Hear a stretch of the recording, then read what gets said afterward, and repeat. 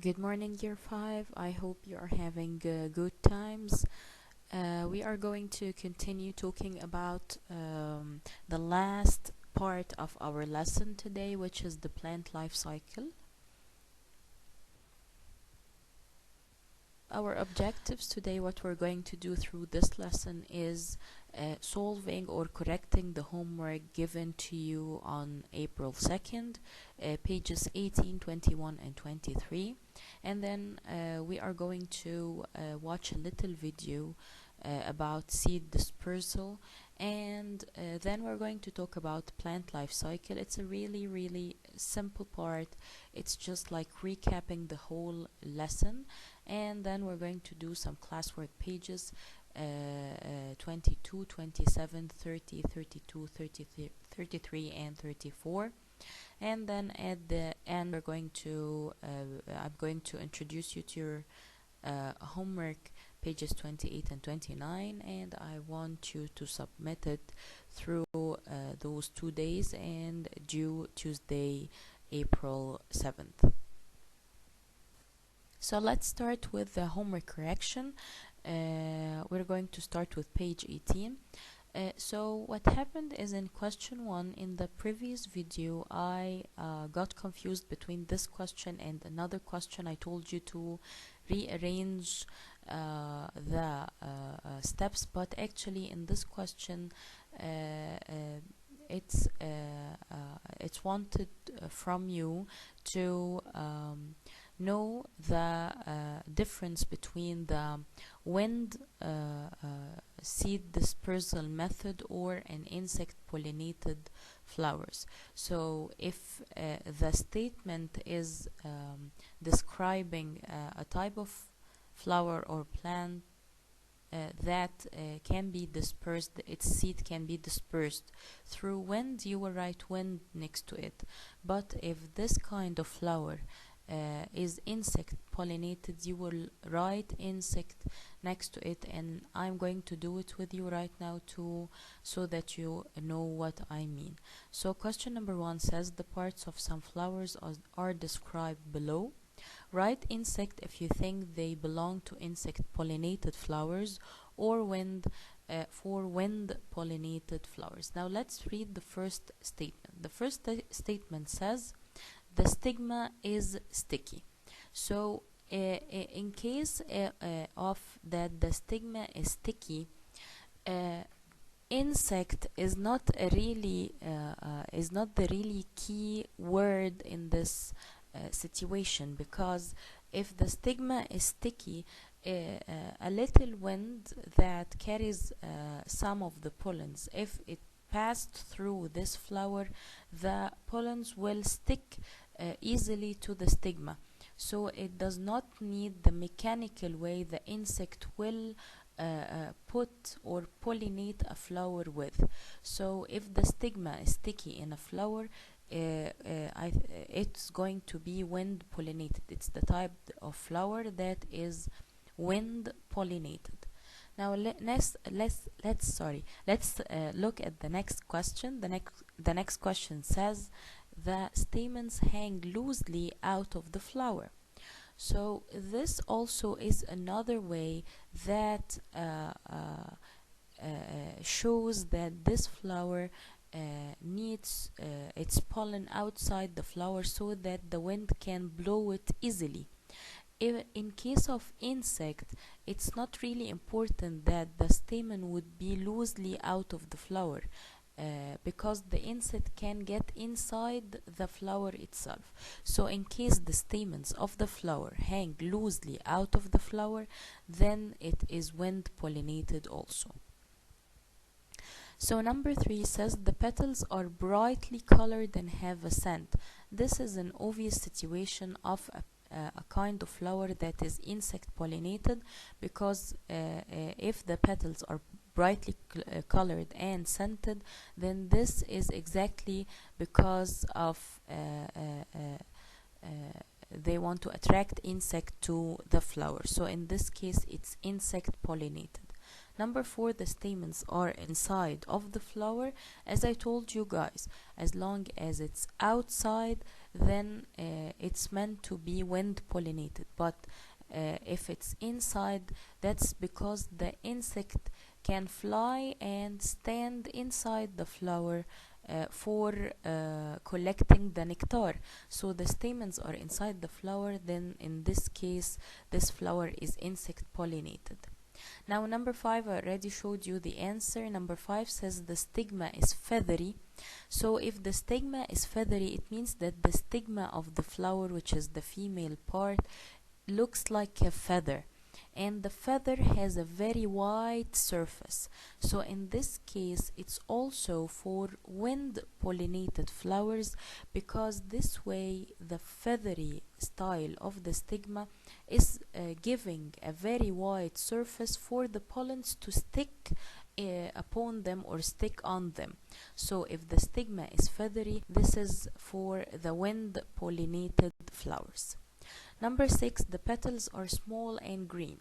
So if it is small and green, it's not meant to be attracting insects. So this is a very easy situation. This is definitely a wind pollinated flower. And at the end the flower is very small. If the flower is very small, there will not be any area or surface for the insect to stand on it. So in this case, if the flower is very small, it also will be wind pollinated. Now let's look at question number 2. Look at the seeds below in the boxes. Write W for those that are dispersed by wind and A for those dispersed by animals. This is also very, very easy. Now if you looked at the blackberry, you will find that the blackberry has large fruits or large seeds, so it will be very hard for this kind of seeds to be blown by the wind. So in this case, of course, the blackberry will be dispersed by an animal. The cherry is the same situation. Animals have to eat the cherry in order to get the seed out of it.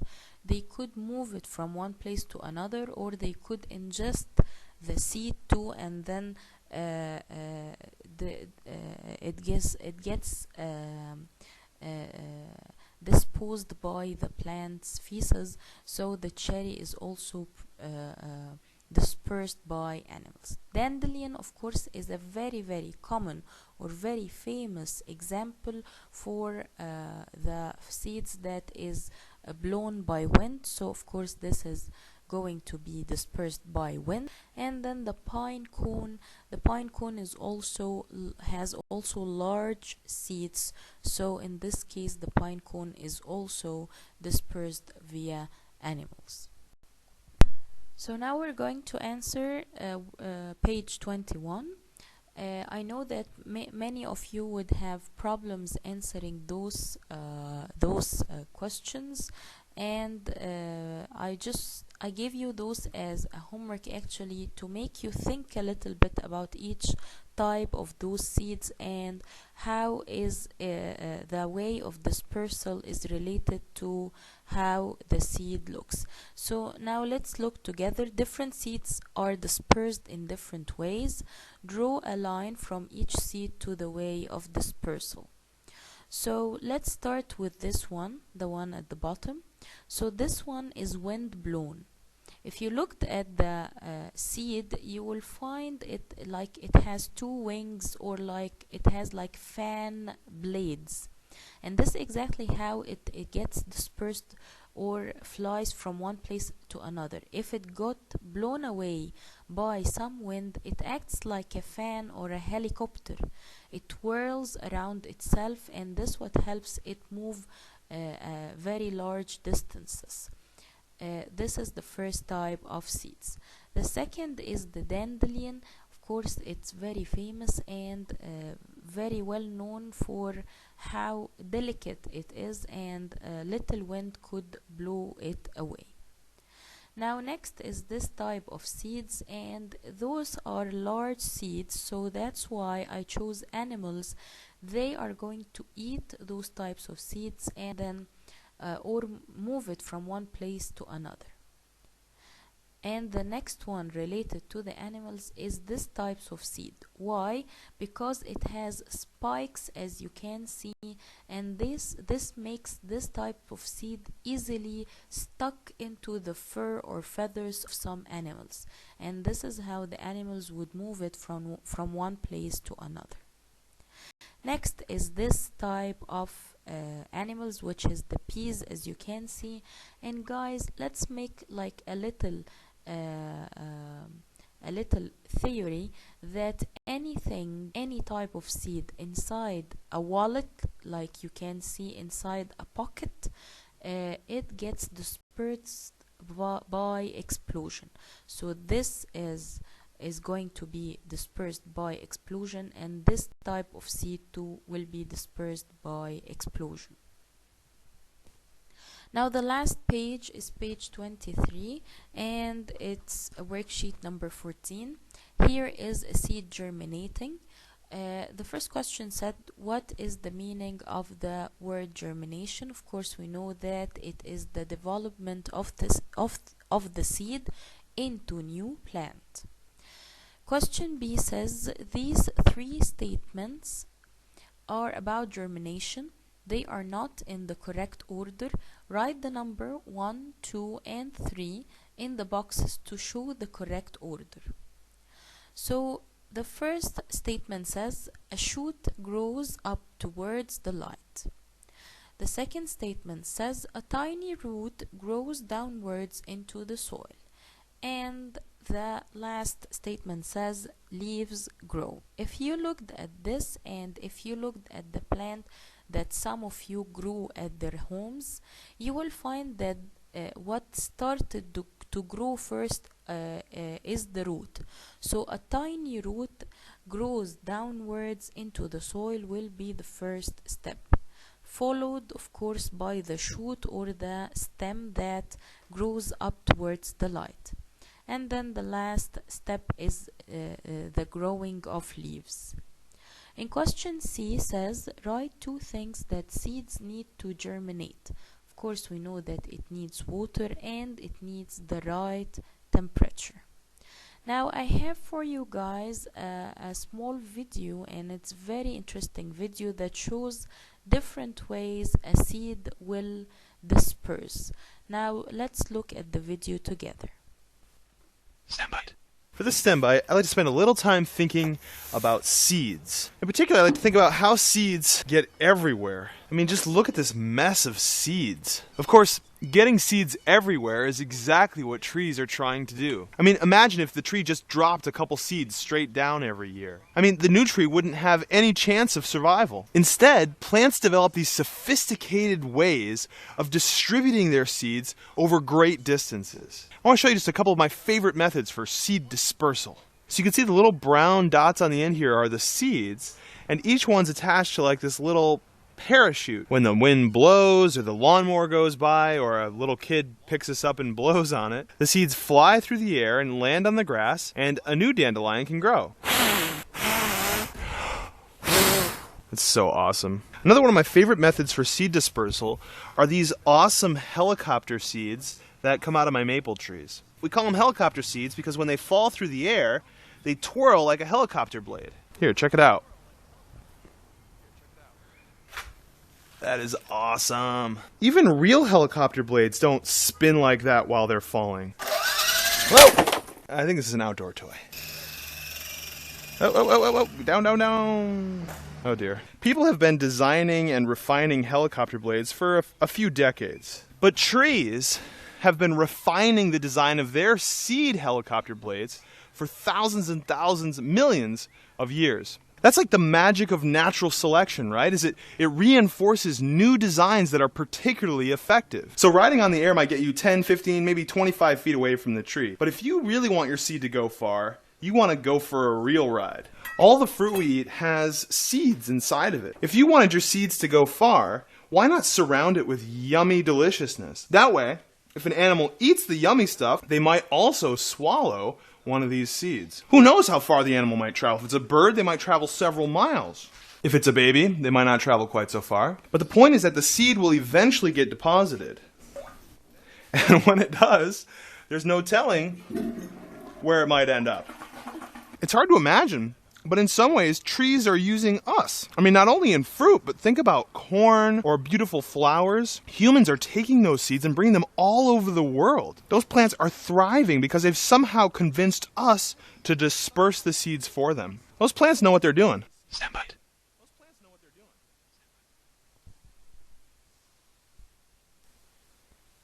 So I hope you enjoyed the video. Now we're going to talk about today's lesson, which is the plant life cycle. And of course, if we're going to talk about the plant life cycle, you can actually, because it's a cycle, you can actually start from anywhere in the cycle and go through the whole cycle. It will not be wrong to start anywhere. So let's start first with the seed, as it's like the base of all the thing. So the seed starts, this is the seed of course, and it starts to germinate. So germination occurs, and then after germination, seedling will be produced when those tiny little leaves start to appear. So the seedling will produce, and then the flower formation will happen. And when the flower formation, if the flower formation happens, so this means that this plant reached adulthood and it is ready for pollination. And afterwards, when pollination happen, of course pollen grains, we know that it will cause the fertilization of the ovums, and then the fruit and seed formation will occur, and then those seeds are going to be taken by animals or by any way of seed dispersal, and then we're going to go through the whole cycle again. So it's a really simple cycle, and it's really like gathering the whole lesson that we learned through this month, as you can see. Let's start answering some classwork now. Page 22, worksheet number 13 is about ways that seeds are spread. In this exercise, you will think about how seeds are dispersed and sort them into groups. So it says, how are these seeds dispersed? And sort them into groups and write the names of the seeds in the table. So we're going to look at the seeds, and we're going to think about it and how are they dispersed.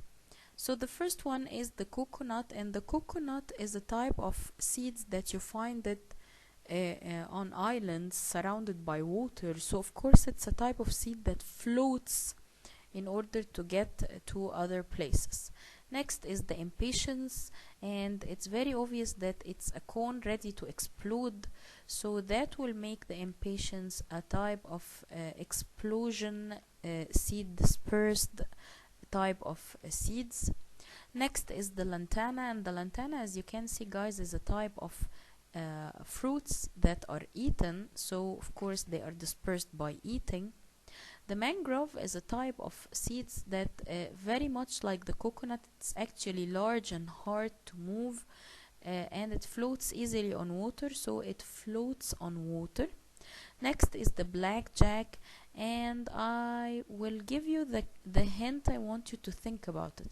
It has spikes coming out of it and hooks, and I think it's very obvious how will it get dispersed. Yes, it's a stick-on kind of seed. Next is the dandelion, and this is very easy. It's a flyaway, of course, type of seed. And then we have the plum, and the plum, guys, is a type of is the type of seeds found inside the fruit. So that's why it's an eaten kind of seed dispersal. Next is the jacaranda, and the jacaranda, guys, acts like a parachute. This is the seed, and what surrounds the seed is like a very delicate type of structure that helps it float away, and that will make the jacaranda fly away seed. I will let you think about the acacia a little bit. I think it's very obvious that it looks like a cone that has seeds inside it. So I'm going to let you think about it. Next is the sycamore, and the sycamore, guys, is a very delicate kind of seeds, and we saw it in the video that we just watched. It's the maple, it looks like the maple kind of seeds, so it twirls and act like a helicopter, so it's a kind of a fly away seed. I will let you think about the acacia until we finish this page, and then we'll come back to it again. So number 2 says, how is the blackjack seed suited to its method of dispersal?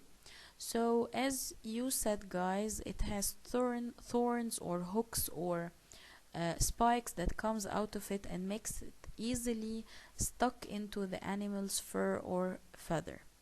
Number 3 says, how is the sycamore seed suited to its method of dispersal?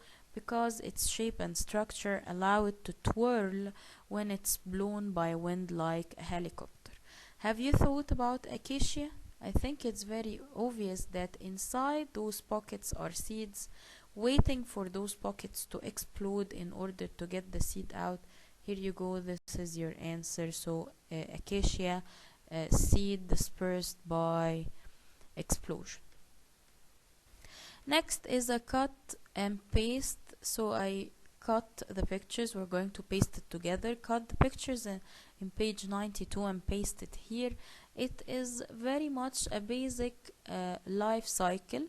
So the first thing is the growing of the seed. Of course, we put the seed under the soil, and then the root starts to come out, and then the shoot starts to come out, and then leaves or the seedlings start to appear, and then finally is the flower production.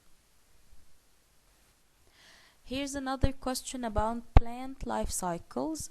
In this exercise, you will put the processes in a plant's life cycle in the correct order. Number 1, put the processes in the pumpkin plant's life cycle in the correct order. They are shown in the box below. Number them from 1 to 7. Use the words in the box to label each process in the plant's life cycle.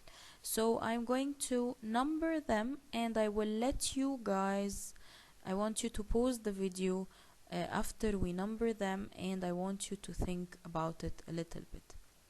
So the first thing is, of course, the seed growing, or the seed found inside, or we put it inside or under the soil, and it starts to grow.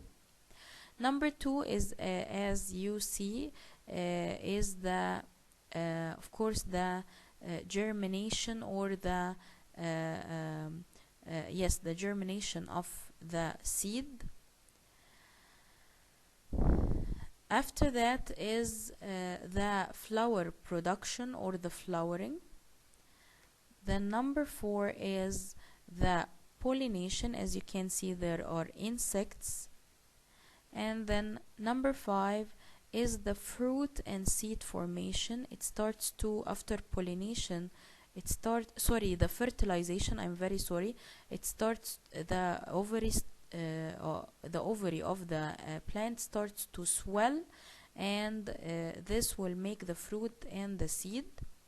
Then after that will be the fruit and seed formation. The last thing is when some of the animals come and eat the pumpkin, and that will make the seed disperse. I want you to pause the video and think about the labels, those labels, and then let's continue afterwards. I want you to think about each one of those. I'm going to give you the answer in the next video, inshallah.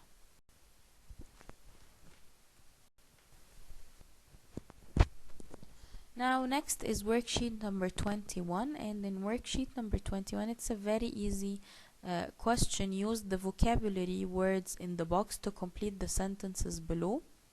So number 1 says new plants grow from.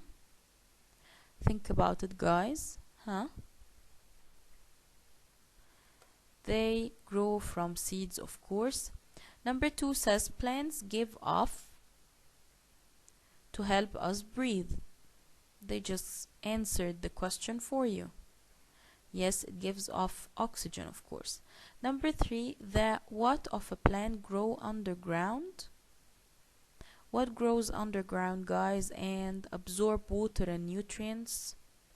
Yes, you were right, roots. Number 4, insects carry what from flower to flower? It has even a name related to it. Yes, pollens, and this is called pollination. Number 5, the what of a plant shows how it grows, lives and dies. So it's like the life story or the life cycle. Yes, you were right, of a plant in this case. Number 6, all plants need sunlight, food, and of course water. You were right. Number 7, the what of a plant grow on the stem. The leaves, of course. Number 8, sometimes a plant can grow dash that we can eat. The ovaries after fertilization turns into fruit, of course. Number 9, the part of the plant that holds it up straight is this is a very easy one, the stem.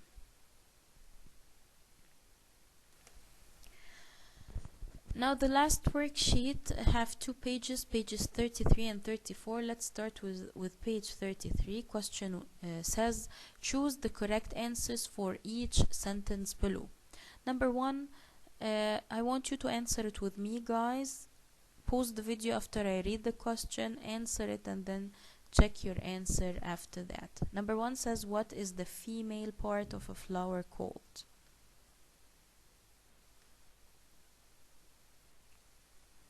Hopefully you chose the carpel. You were right. Number 2, what do stamens do? Stamens, of course, is the male reproductive organ in the flower. Yes, they make pollen. Number 3, the movement of pollen from stamens to the carpel has a special name. What is it? And it is very much looks like pollen. So of course it's pollination. Number 4, which of these is true? Let's read the statements. A, after pollination, the pollen grain travels inside the style. All flowers are pollinated by insects. I don't think so. All flowers are pollinated by pollen from a different flower. No, it could be from the same flower, so the first statement is the right one. Number 5, when an egg is fertilized, it turns into. Think about it, guys. What is the baby of the plant? The seed. You were right. Which of these is not true about how seeds are dispersed? So let's read the statements. Some seeds are eaten by animals and deposited somewhere else. This is a true statement. B, some seeds are blown by the wind. This also is a true statement. And the last one, some seeds grow legs and walk. It doesn't make sense, of course, so this is the wrong answer. Let's go to page 34. Page 34 says, which of these is the correct order for events in the life cycle of a plant?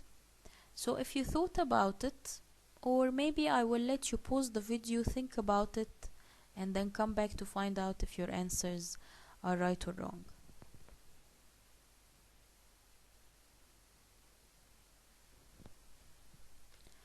So the first one says pollination, then germination, then fertilization, then seed dispersal. The next one says germination, then fertilization, then seed dispersal, then pollination. And the last one is germination, then pollination, then fertilization, then seed dispersal.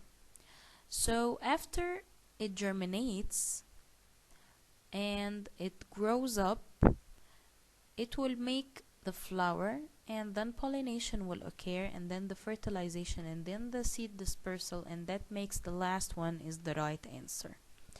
Number 8, what is the main job of the petals? Think about it and come back, guys. Yes, you were right, to attract insects. Number 9, where are the nectaries of a flower usually found? You will find the insects sticking their mouth or sticking their long beaks inside the flower, so they are found deep in the center of the flower. Number 10, the picture below shows a water lily. And which part does the water lily use to take in water? I think it's very obvious where the water gets where the flower gets its water from the roots, of course. And number 11, what is the function of the sepals? The sepals were there to protect the bud. Now this is your homework, guys. This is the picture, and then the questions will come in the next page. You will simply just start to label the life cycle, and you will draw the missing pictures. So in order to answer the first question, I will want you guys to get an external paper and draw the whole cycle for me, and then take a picture of it and send it to me in the assignment. Question number 1, complete labeling and drawing the life cycle of the plant. As I told you, you're going to do it in an external paper. Question number 2 says, in step 1, what does seed need to germinate? You will write the perfect state for the seed to germinate, the things that the seed need to germinate. In step 5, what process takes place in the flower? You will look at step 5 and say the name of the process. Number 3, what is found inside the fruit? This is a really easy question. Question number 3 says, choose the correct answer. The flower changes to afterwards, after fertilization, what will the flower change into? Number 2, after pollination, what happens? And number 3, what is the correct order of the following processes? You will look at all of them and find out the correct order. That's it for today, guys. I hope you find it an easy question. We're done with this lesson. The next 2 sessions, we will be finishing answering the worksheets of this lesson, so that we can start with the new lesson, inshallah, next week. See you guys on Wednesday, and I will be waiting for your assignments. Have a great time, stay safe at your houses, and bye bye.